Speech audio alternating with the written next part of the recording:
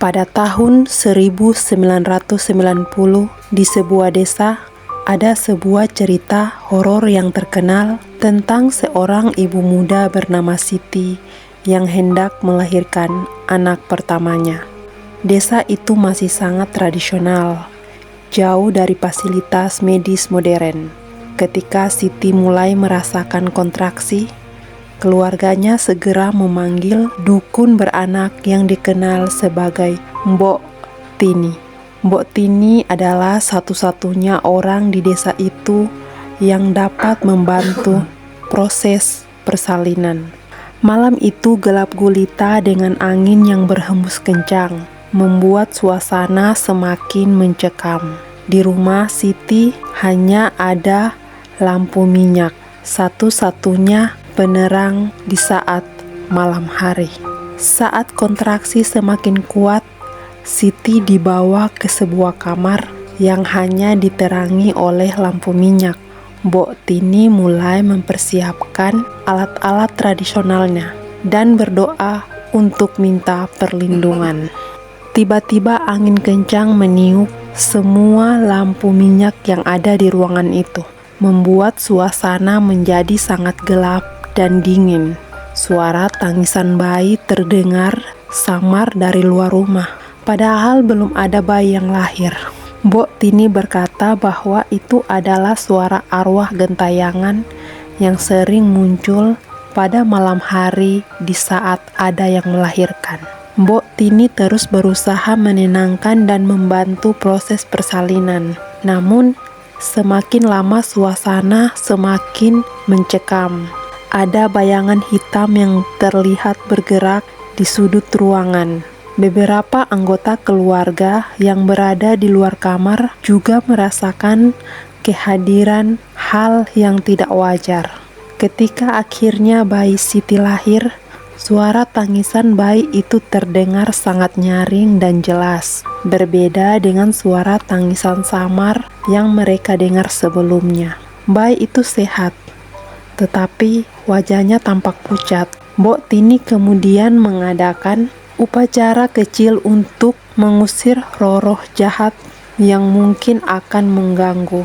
Setelah semua selesai, keadaan kembali tenang. Namun cerita horor tentang kelahiran Siti itu terus tersebar di desa. Orang-orang percaya bahwa malam itu Siti dan bayinya dilindungi oleh leluhur yang bisa menjaga dari arwah-arwah jahat yang bergentayangan. Hingga hari ini cerita tersebut masih diceritakan dari generasi ke generasi sebagai peringatan akan kekuatan misteri yang ada di dunia ini. Setelah malam kelahiran itu, Siti berusaha menjalani kehidupannya seperti biasa. Namun, peristiwa aneh mulai terjadi di sekitar rumahnya. Bayi Siti sering menangis tanpa sebab, terutama pada saat malam hari. Kadang-kadang, Siti merasa ada yang mengawasinya, meskipun tidak ada orang lain di sekitarnya. Desas-desus mulai beredar di desa bahwa arwah yang mengganggu kelahiran Siti belum sepenuhnya pergi. Orang-orang desa yang melewati rumah Siti sering merasa merinding dan sering juga mendengar ada suara-suara aneh.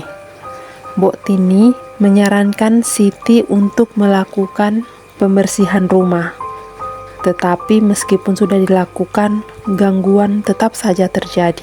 Pada suatu malam, ketika bulan purnama, Siti terbangun karena mendengar ada suara bayi menangis dari luar rumah.